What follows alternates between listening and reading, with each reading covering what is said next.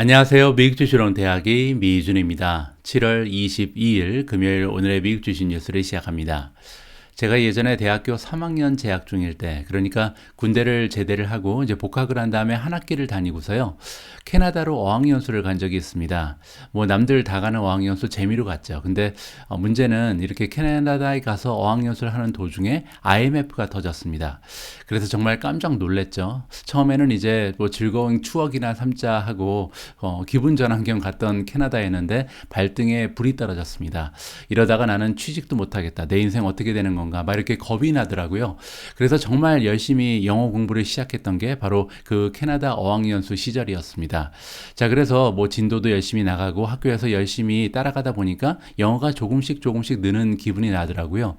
그런데 문제는 학교에서는 그렇게 학원이죠. 학원에서는 정말 영어가 이렇게 일취월장하는 그런 기분이 드는데 밖에 나가서 같은 클래스메이트라든지 다른 나라에서 온 친구들과 대화를 할 때는 왜 이렇게 영어가 안 되는지 답답한 심정이었습니다.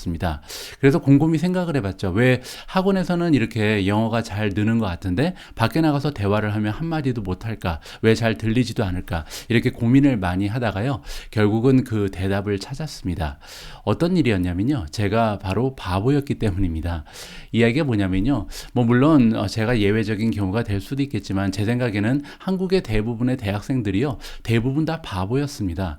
중고등학교 때 뭐 책을 많이 읽는 것도 아니고 교과서만 읽잖아요. 그리고 뭐 신문을 많이 읽는 것도 아니죠. 세계의 경제라든지 정세에 대해서 아는 것도 없죠. 아는 거 없을 뿐만 아니라 관심도 별로 없잖아요. 세상이 돌아가는 모습이라든지 이 세상이 어떠한 문제를 가지고 있는지 이슈에 대해서 고민도 해본 적도 없고 결국 이 신체만 성인이었지 사실 정신 세계는 아직 중학교 수준, 초등학교 수준에 머물러 있었던 것이 저의 20대의 모습이었습니다.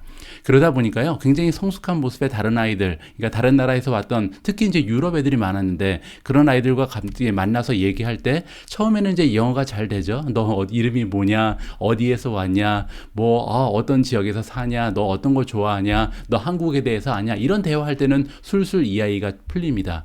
뭐 그래서 제일 많이 물어봤던 게 그거죠. What's your hobby? 너는 너의 취미 생활이 뭐냐? 이런 거 할 때는 영어가 잘 되거든요. 그러다가 나중에 기본적으로 좀 친해지고 나서 깊숙한 대화를 해야 되는데 아는 게 아무것도 없으니까 말할 것도 없고요. 그리고 그 친구들이 좀 어려운 주제를 꺼내면 잘 들리지도 않고 그래서 결국 외국 친구들하고 친해지기가 너무나 어려웠습니다. 그때 이후로 저는 좀 각성을 하고요. 책도 많이 읽고 여러 가지 다양한 이슈들에 대해서 공부도 하면서 제 자신을 이제 완전한 어른으로 만들기 위해서 조금씩 많은 노력을 했던 것으로 기억이 됩니다.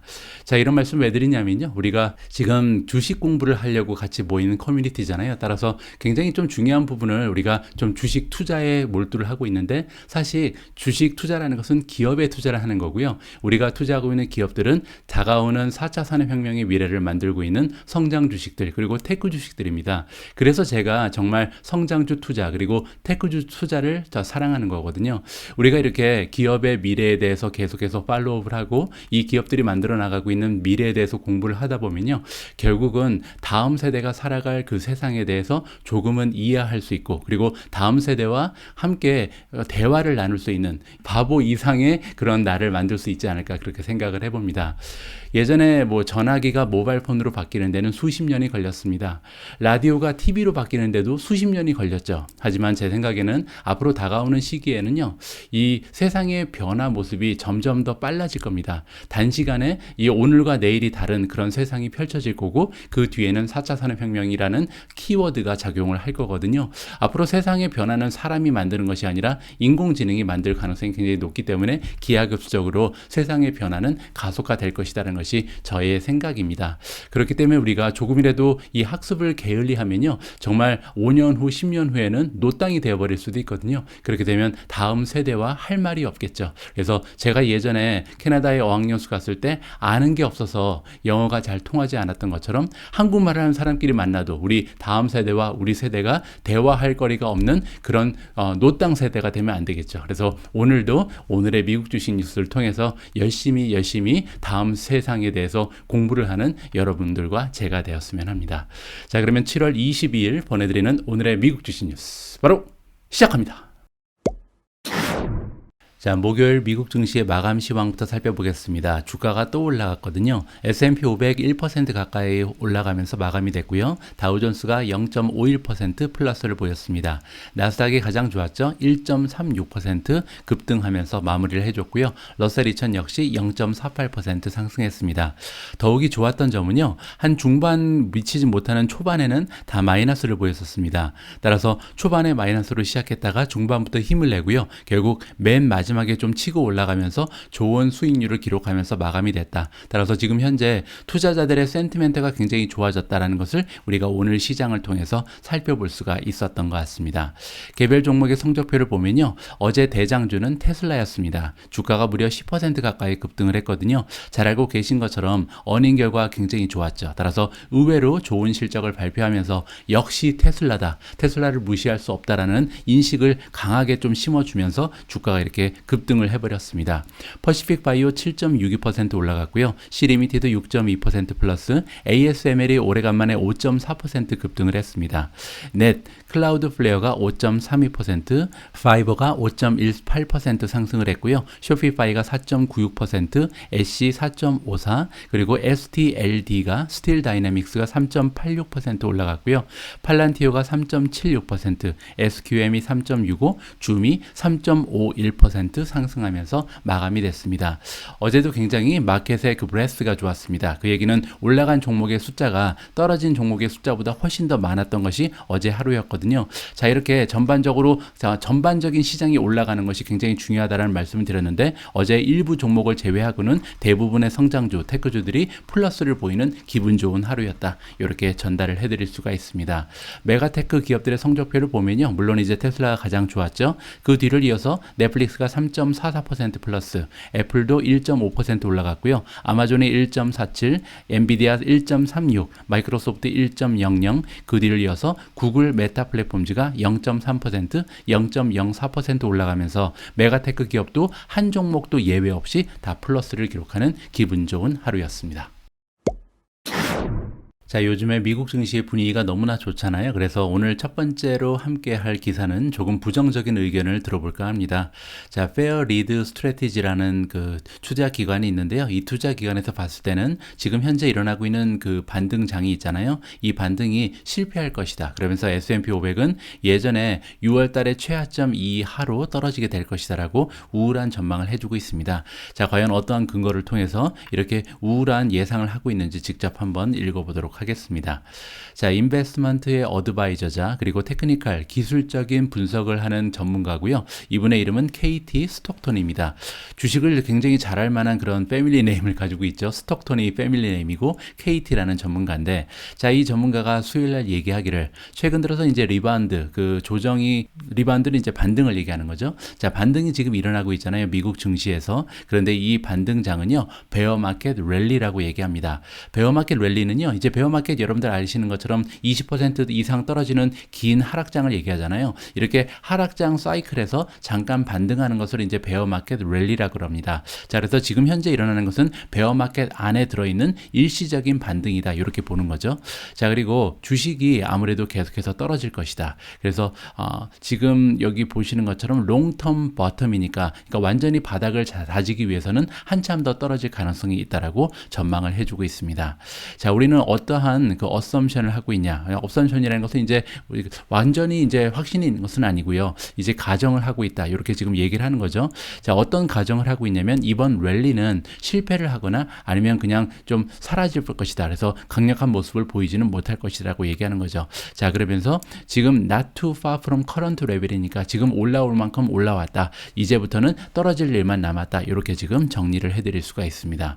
자, 이 스톡톤이라는 전문가가 또한 어떠한 점에 지금 관심을 가지고 있냐면 리스크 에셋이 이제 주식 같은 걸 얘기하는 거죠. 가상화폐라든지 주식같이 위험성이 높은 그런 자산들을 우리가 리스크 에셋이라고 부르거든요. 그런데 이 리스크 에셋이 현재 리지스턴스까지 가 있다. 저항선이라고 얘기하는 거죠. 그래서 기술적인 분석을 해보니까 저항선 근처까지 이미 올라와 있다. 이제는 저항선을 뚫지 못하고 떨어질 가능성이 높다라고 기술적인 분석을 해주고 있습니다.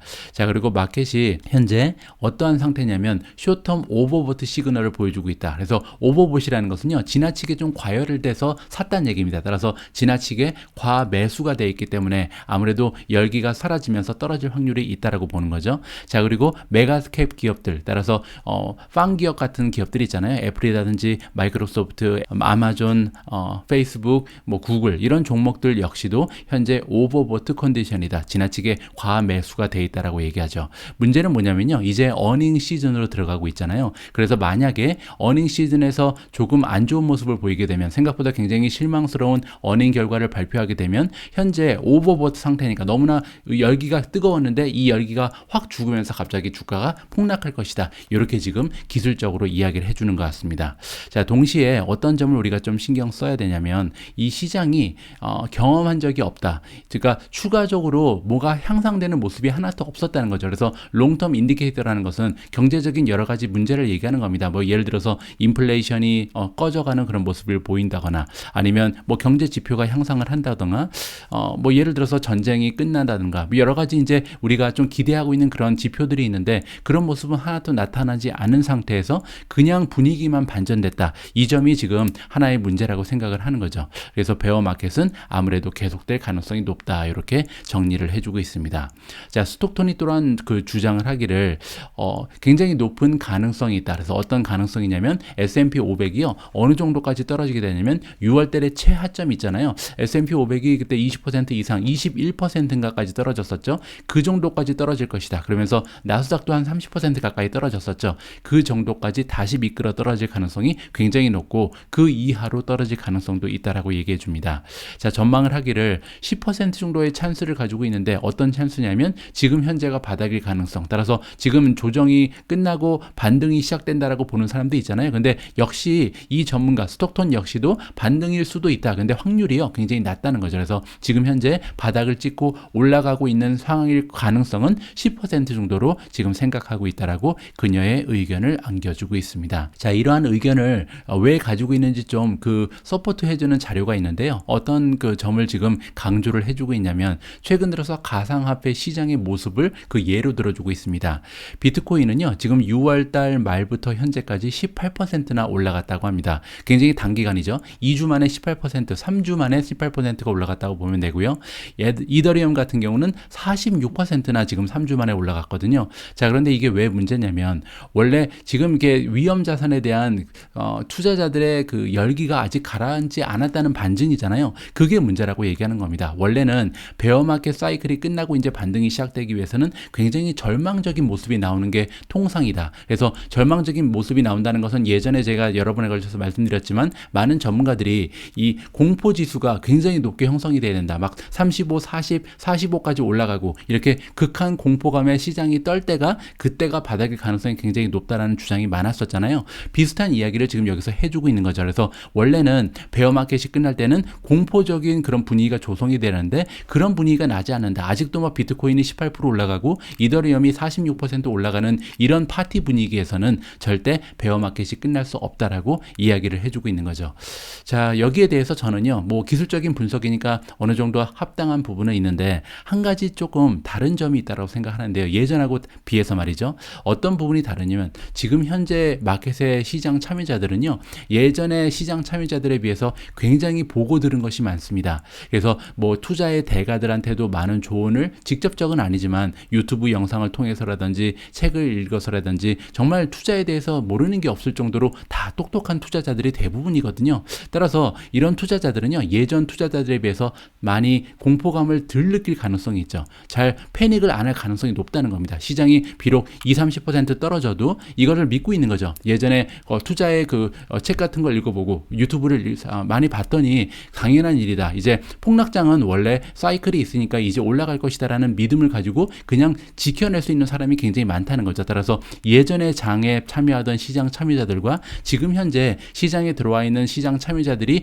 이 퀄리티 면에서 많은 차이가 있을 수 있다는 것이 저의 개인적인 의견입니다. 따라서 이런 뭐 빅수 지수가 40까지 올라가지 않고, 그리고 뭐 너무나 공포스러운 그런 절망적인 분위기가 나오지 않더라도 충분히 바닥을 찍고 올라갈 가능성도 우리가 배제는 할 수 없다는 것이 저의 개인적인 생각이다. 이렇게 마무리를 해드리고 싶습니다. 제가 한 달 전 정도에요. 테슬라의 어닝 결과에 관련해서 비트코인과 연결해서 한 가지의 영상을 여러분들과 공유한 바가 있습니다. 그 영상의 요지는 뭐였냐면 테슬라의 어닝 결과가 의외로 좀 나쁠 가능성이 있다. 그 이유는 뭐냐면 비트코인에 투자를 굉장히 많이 했는데 비트코인의 가격이 2분기에 굉장히 많이 폭락을 했거든요. 그래서 여기에서 나오는 손실을 그 순이익의 손실로 기록을 해야 되는 미국의 회계법이 있기 때문에 아마도 어닝에 많은 타격을 입을 것이다. 뭐 이러한 그 취지의 영상을 여러분들과 공유한 바가 있습니다.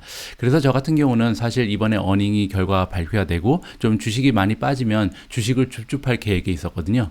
자, 그런데 의외로 테슬라의 어닝은 굉장히 좋았고 주가는 10%나 급등을 했습니다. 자, 그 이유가 여기서 설명이 되는데요. 테슬라가 가지고 있던 비트코인의 75%를 팔아버렸거든요. 그래서 어닝 결과가 왜 이렇게 좋았는지 좀 의아했는데 여기에 이제 그 해답이 있는 거죠. 비트코인이 떨어졌잖아요. 그래서 일부러 팔아버려서 임페어먼트 차지를 많이 줄인 것으로 우리가 이해를 해볼 수가 있을 것 같습니다. 자세한 내용을 한번 읽어보시죠. 자, early last year, 2021년 초에 테슬라는요, 1.5 빌리언, 15억 달러 정도를 투자를 해서 비트코인을 산 적이 있습니다. 자, 그리고 이제 테슬라가 이 비트코인에 대해서 어떠한 평가를 가지고 있었냐면 롱텀 포텐셜을 가지고 있다. 따라서 장기적으로 보유하면 굉장히 좋은 그런 자산이다라고 좀 인정을 해줬거든요. 자, 그때 이제 비트코인의 가격이 엄청나게 많이 올라갔었죠. 자, 그런데 문제는 뭐냐면 이 테슬라, 그렇게 좀 비트코인에 대해서 긍정적인 평가를 해주던 테슬라가 이미 가지고 있었던 주식의 4분의 3을 팔아버렸다. 그래서 비트코인의 75%를 이미 팔아버렸다고 이번 어닝 결과에서 이야기를 해버렸거든요. 이거 가지고 굉장히 말들이 많습니다. 그래서 뭐 팔지 않는다, 절대 팔지 않는다라고 얘기한 적이 있었거든요. 몇 개월 전에. 그리고 나서 이렇게 팔아버렸기 때문에 비트코인에 좀 목숨을 거는 분들께는 굉장히 좀 실망스러운 그런 행동이 될 수가 있거든요. 대신 이제 테슬라에 투자하시고 비트코인에 투자 안 하시는 분께는 어떻게 보면 굉장히 커다란 호재죠. 왜냐하면 어닝 결과에 대해서 굉장히 걱정을 하고 있었는데 비트코인을 싹 다 정리를 하고, 물론 이제 아직 25% 가지고 있긴 하지만 많은 부분 정리를 하면서 한시름 놓았다. 이렇게 우리가 평가를 해볼 수가 있거든요. 자, 2분기 말에 보면 우리는 컨버트를 했다. 그래서 가지고 있었던 비트코인의 양을 75%나 현금으로 바꿨다라고 얘기를 합니다. 자, 그래서 그런 그 정보를 나누어 준 것은 이번에 수요일 날 있었던 어닝 결과를 발표할 때 이런 정보를 이 사람들하고 공유를 했고요. 자, 그러면서 현금을 무려 936 밀리언이나 만들어냈다. 추가적인 현금이 이제 발란시트로 옮겨져 갔다. 이렇게 우리가 이해를 해볼 수가 있는 거겠죠.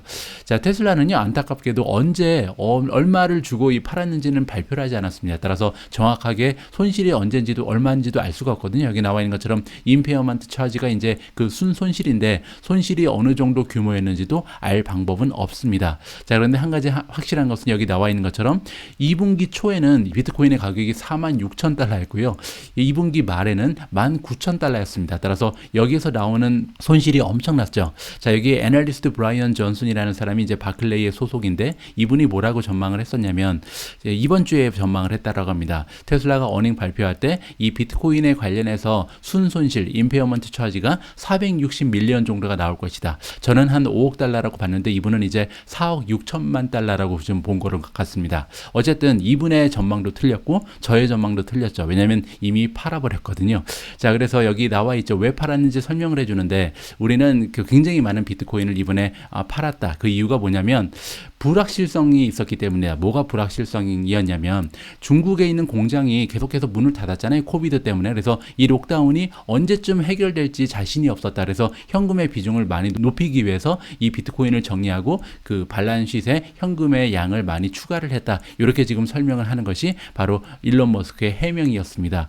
그런데 조금 말이 안 되죠. 왜냐하면 비트코인 역시도 유동성 자산이잖아요. 따라서 현금으로 가지고 있건 비트코인으로 가지고 있건 뭐 비트코인 바로 팔아버리면 되니까요. 사실 적절한 그런 대답은 아니었다라고 저는 개인적으로 생각을 합니다. 한 가지 저 개인적으로 생각하는 점은 뭐냐면요. 아마도 이 어닝 결과를 극대화하기 위해서 일부러 팔은 것이 아닐까. 따라서 이 비트코인에 대해 미래에 대해서 좋게 생각하는지 좋게 생각하지 않는지가 중요한 것이 아니라 지금 일론 머스크가요. 굉장히 주주를 위해서 이러한 행동을 한 것이 아닌가 저는 개인적으로 추측을 하고 있습니다.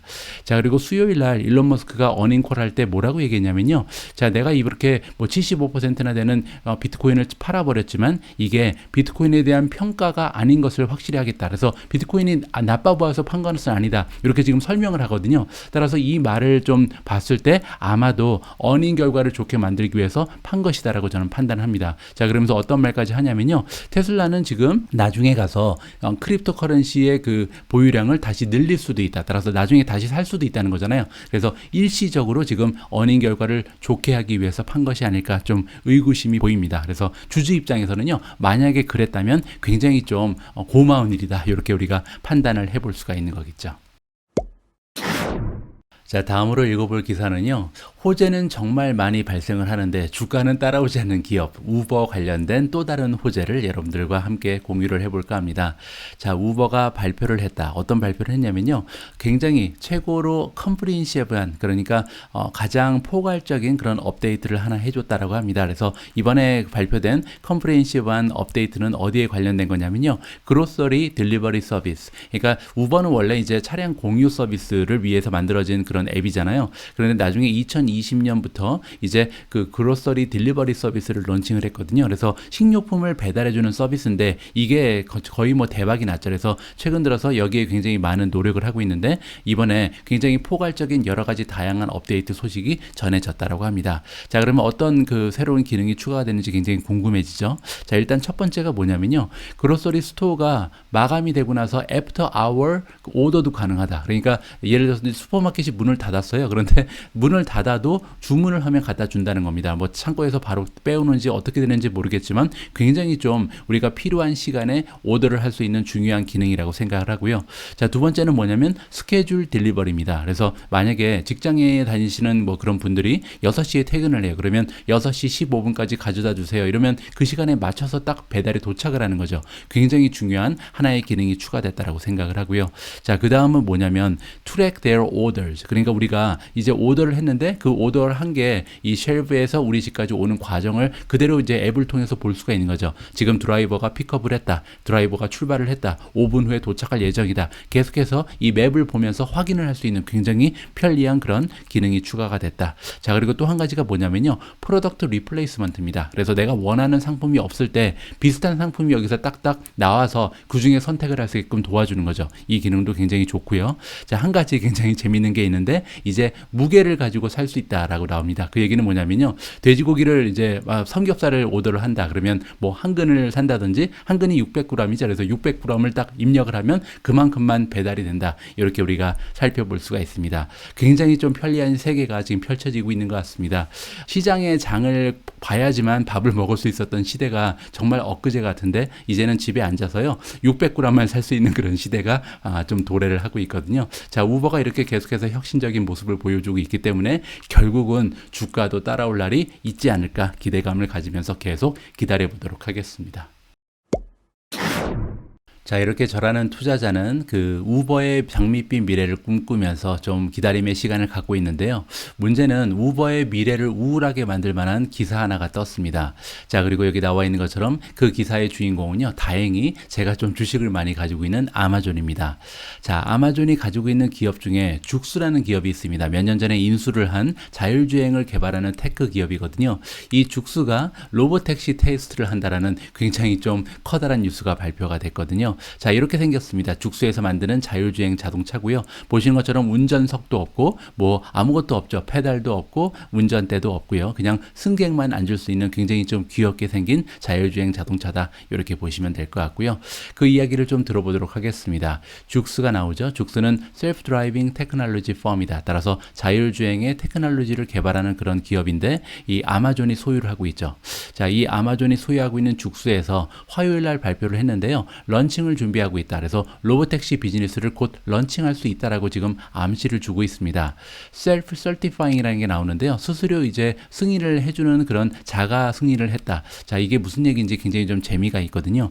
자, 죽수가 만드는 자동차는요, 지금까지 없었던 형태의 자동차죠. 왜냐하면 페달도 없고 그리고 운전석도 없잖아요. 따라서 기존에 가지고 있었던 그런 형태의 자동차가 아니기 때문에 미국 정부의 페더럴 레귤레이션에 걸리지가 않는다고 합니다. 원래는요, 자율주행 자율주행 자동차를 이렇게 테스트 드라이빙을 하기 위해서는 미국 페더럴 레귤레이션의 승인이 필요하거든요. 이거를 우리가 exemption이라 그럽니다. exemption은 이제 해석하면 면제란 뜻인데, 그러니까 별다른 그 제재 없이 면제를 받는다, 이렇게 보시면 되거든요. 근데 이 exemption이 없이도 그 스스로 이제 self certifying이 가능했다, 이렇게 지금 이해를 하시면 됩니다. 하지만 이제 캘리포니아의 퍼밋은 받아야 되는 것으로 나와 있고요. 그래서 이 승인을 받게 되면 테스트 드라이브를 시작할 수 있다라고 나와 있죠. 자, 우리는 정말 많은 시간과 자원을 투자를 했다라고 나와 있습니다. 자, 이렇게 많은 시간과 자원을 투자해서 이루은 것이 뭐냐면요, 이 자동차는 이 exemption이 필요 없는 형태로 만들어냈다. 자, 이게 왜 중요하냐면요, 여기 나와 있는 것처럼 계속해서 우리가 원하는 방식으로 이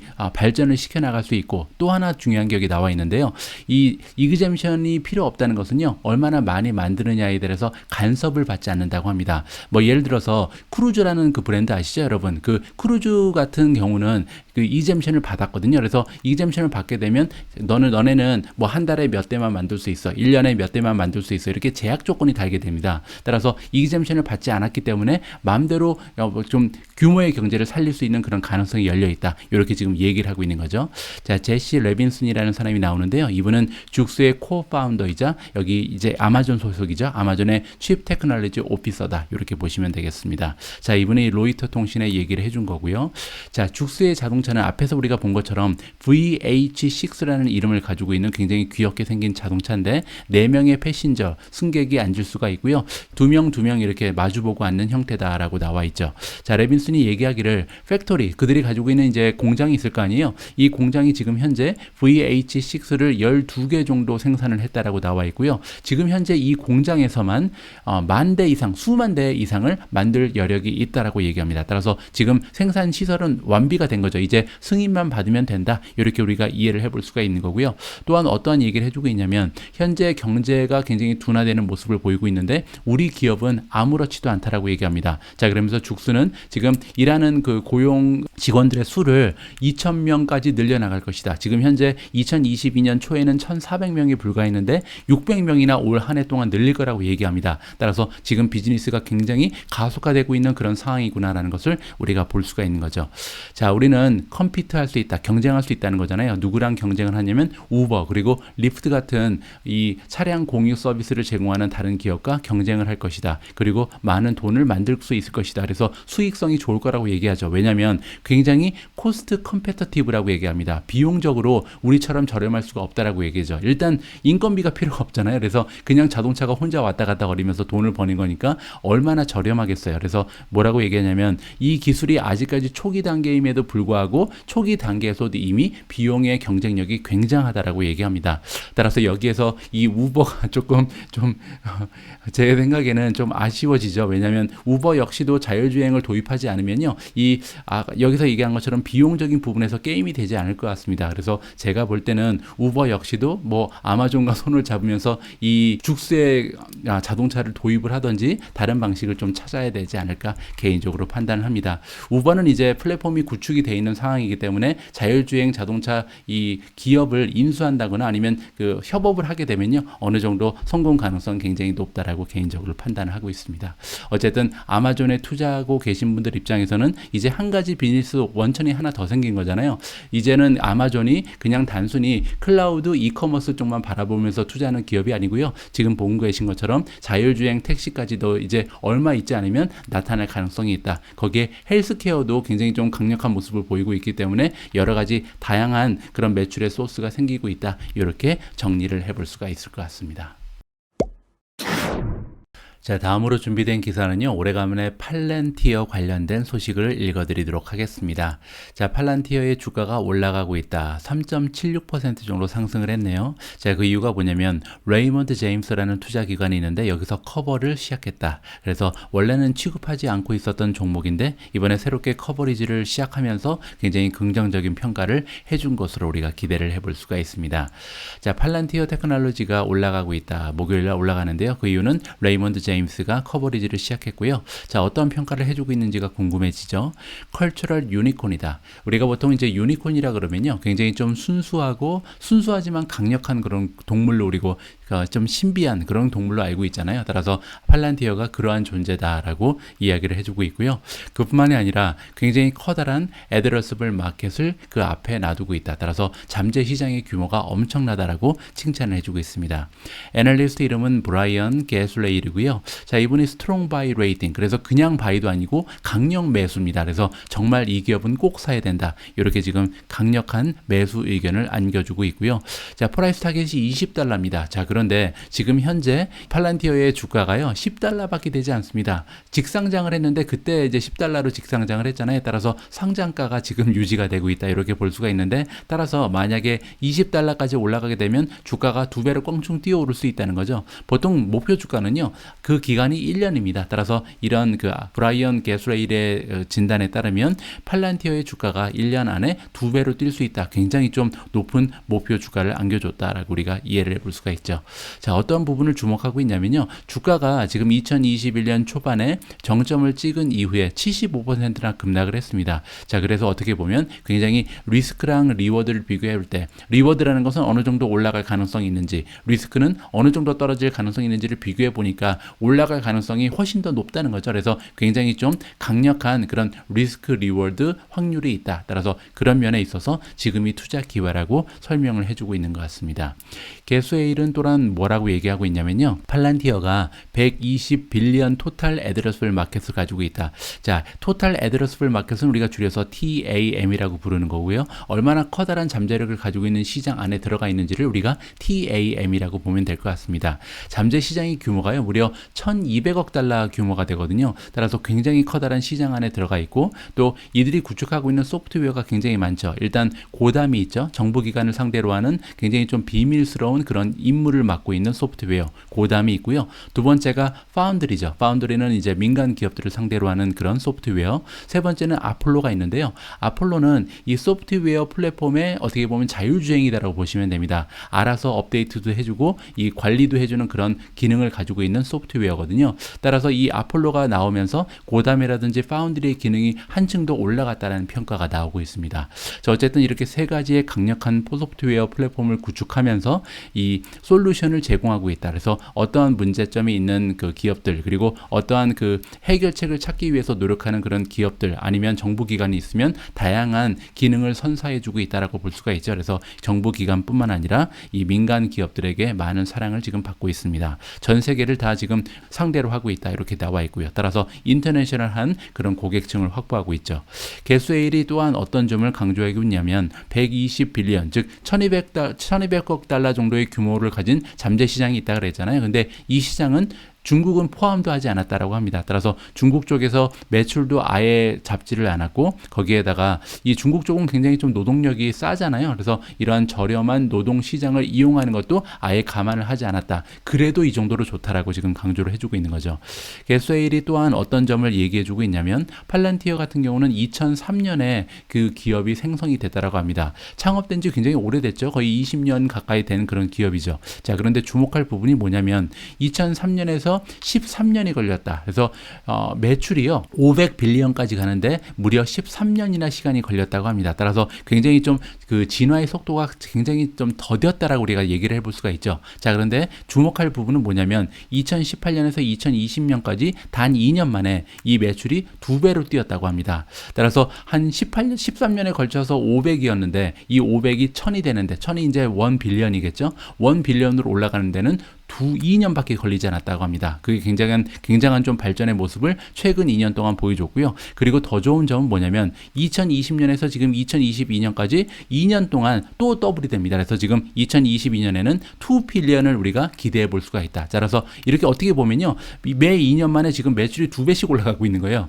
그러면 매출이 2배씩 올라가면서 만약에 이것이 이제 순이익으로 굳어질 수만 있다면 주가 역시도 2배씩 올라갈 수 있다는 그런 가정이 나오게 되잖아요. 왜냐면 주가는 실적 곱하기 멀티플이죠. 만약에 지금 형성되어 있는 멀티플이 더 이상 많이 떨어질 가능성이 없다면 이렇게 실적이 2배씩 계속 올라가면서 주가도 따라서 2배씩 올라갈 수 있는 가능성이 열려 있다. 자, 그런 면에서 이번에 목표 주가가 100% 성장을 예고하고 있다. 이렇게 우리가 이해를 해볼 수가 있을 것 같습니다.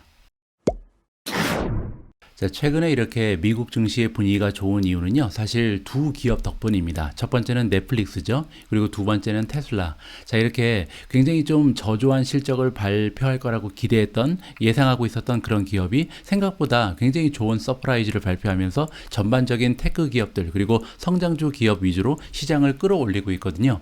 따라서 지금 투자자 입장에서는 어떤 관심이 가냐면, 그러면 이 넷플릭스, 테슬라 다음으로 어떤 기업이 또 서프라이즈를 발표하면서 좋은 주가의 흐름을 나타낼 수 있을까? 이 부분이 굉장히 궁금해지잖아요. 자, 그래서 거기에 관련된 기사를 준비해 봤습니다. 자, 바클레이가 어떤 기업들이 앞으로 어닝 결과를 발표할 때 굉장히 좋은 실적을 의외로 보여주면서 주가가 좀 급물살을 탈 수 있는지 이런 종목을 우리한테 추천해 주겠다고 합니다. 한번 읽어보시죠.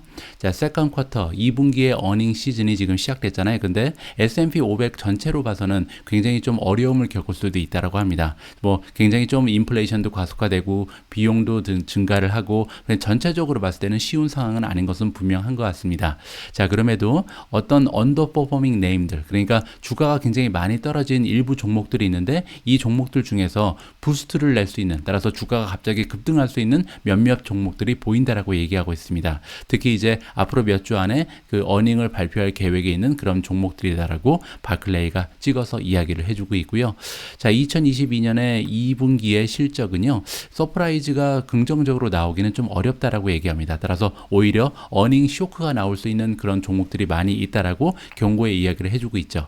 자, 그리고 앞으로 몇 분기 동안 아무래도 어닝 그 예측치가요, 계속해서 리바이즈드 다운될 수 있다. 그 얘기는 실적의 전망치가 계속해서 하향 조정될 가능성도 높다라고 얘기합니다.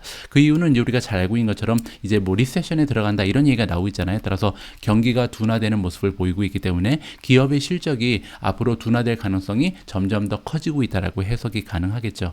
자, 이렇게 경기가 계속해서 둔화되는 이유는 여러분들과 제가 잘 알고 있는 것처럼 페드에서 계속해서 타이트닝을 하고 있잖아요. 기준금리를 굉장히 급격하게 올리고 있죠. 0.75%씩 팍팍 올리면서 아무래도 돈을 빌리는 게 굉장히 어려워진다. 돈을 빌려도 이자를 많이 내야 되는 굉장히 기업으로서는 좀 운영하기가 어려운 그런 실정이 만들어지고 있습니다. 또 한 가지 문제가 있는데요. 바로 우리 소비자들의 지출인데, 원래 지출이 이 상품 쪽에 굉장히 많이 몰려 있었죠. 지난 2020년, 2021년에는 우리가 이제 이커머스를 통해서 집에 여러 가지 필요한 것들을 사는 그런 시기였습니다. 그런데 올해부터는요, 많은 사람들의 지출이 다 서비스로 몰리고 있잖아요. 그런데 이제 서비스 산업이라는 것은 전체 경기에서 차지하는 비율이 그렇게 크지가 않죠. 따라서 여러 가지 다양한 종목들이 있는데 이 종목들에 몰리던 그 지출 비용이, 소비자들의 비용이 다 서비스로 옮겨가는 것이 또 하나의 문제점이 될 수 있다라고 애널리스트 다니쉬 대시반드가 얘기해주고 있습니다. 자, 그 와중에 중요한 것은 뭐냐면요, 굉장히 커다란 그 긍정적인 서프라이즈를 보여준 그런 기업들이 이번 시즌에 나오고 있다는 거죠. 대표적인 예가 넷플릭스잖아요. 200만 명 이상의 그 구독자 그 감소가 있을 것이다라고 예상을 하고 있었는데 갑자기 100만 명도 줄지 않은 그런 형태를 보여주면서 주가가 급등을 했죠. 지난 일주일 동안 주가가 한 25% 정도 올라간 것이 지금 넷플릭스의 모습입니다. 자, 그러면서 넷플릭스 뒤를 이어서 테슬라 역시도 어제 굉장히 좋은 서프라이즈를 발표하면서 주가가 10%씩 급등을 했죠.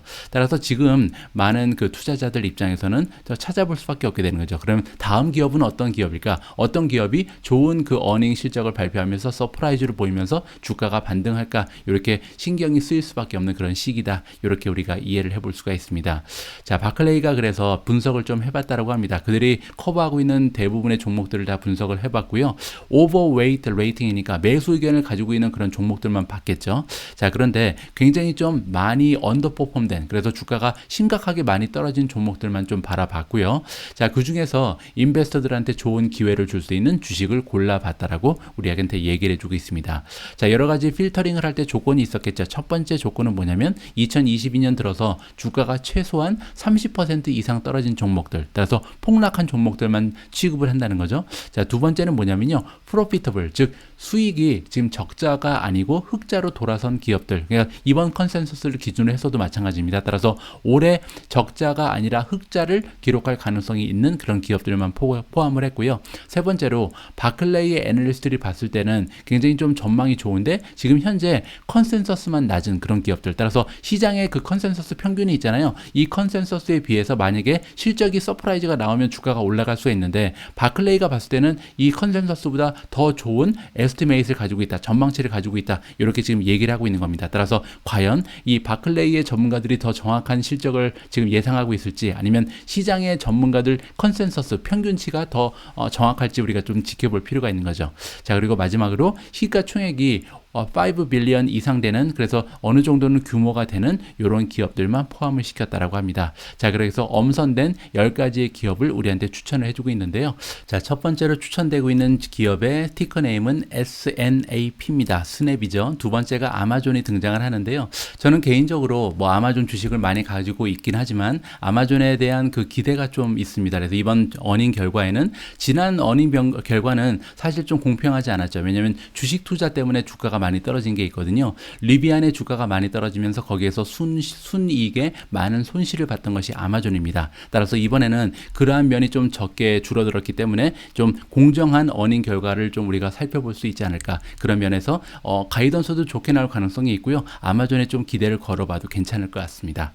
세 번째는 GM입니다. GM이 티커 네임이죠. 제너럴 모터스. 네 번째 에스티로더. 다섯 번째 모더나고요. 여섯 번째 Advanced Drainage System WMS 입니다. 자, 일곱 번째로 추천되고 있는 기업은 엔비디아, 여덟 번째 스노우플레이크, 아홉 번째가 블록이고요. 마지막 열 번째로 추천되고 있는 기업은 마틴 마리에타 머티리얼즈입니다. 자, 이렇게 10개의 종목이 지금 바클레이가 봤을 때 그들의 그 전문가들이 예상하고 있는 전망치랑 시장의 그 컨센서스랑 비교를 하니까 컨센서스가 너무 낮다. 따라서 의외의 좋은 결과를 발표하면서 이번에 주가의 상승을 도모할 가능성이 높은 10개의 종목을 여기서 정리를 해봤습니다.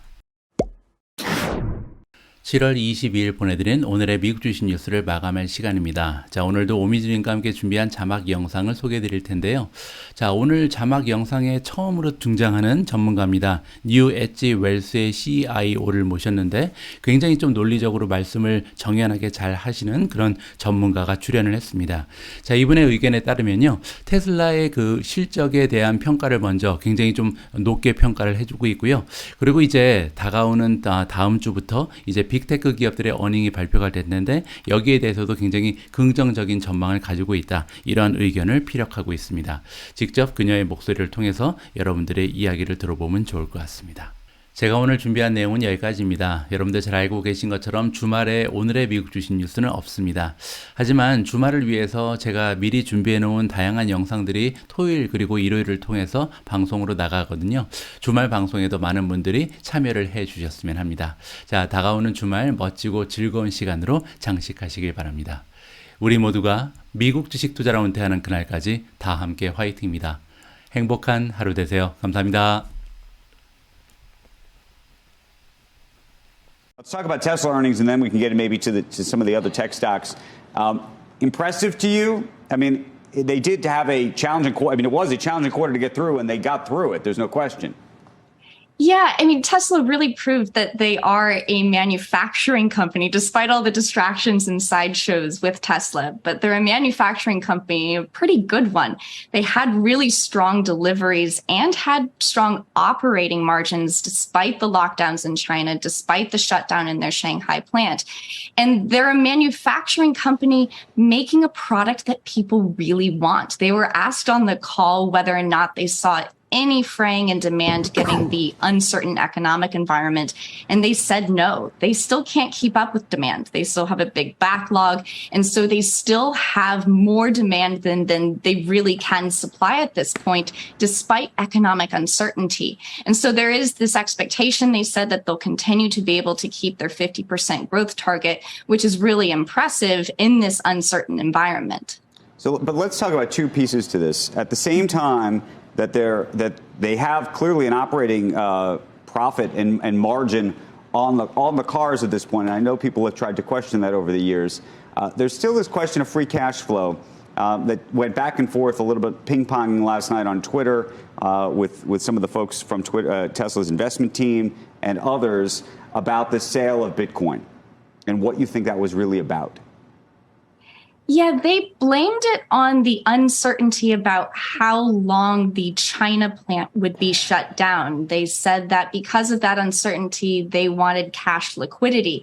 But that doesn't necessarily tell the story. I mean, we don't know if they did it in order to realize a gain and boost that cash flow number. You know, at the end of the day, this is a very capital intensive business, meaning that they have to invest a lot of their cash into the business just to be able to grow. And what that does is it eats up cash and the inability to return excess free cash flow to shareholders. So that is an odd move this quarter, and blaming it on uncertainty around China to get that cash liquidity. When you look at some of the other big tech stocks, we just talked about the gains that we've seen since mid-June there, in some cases as high as 18%.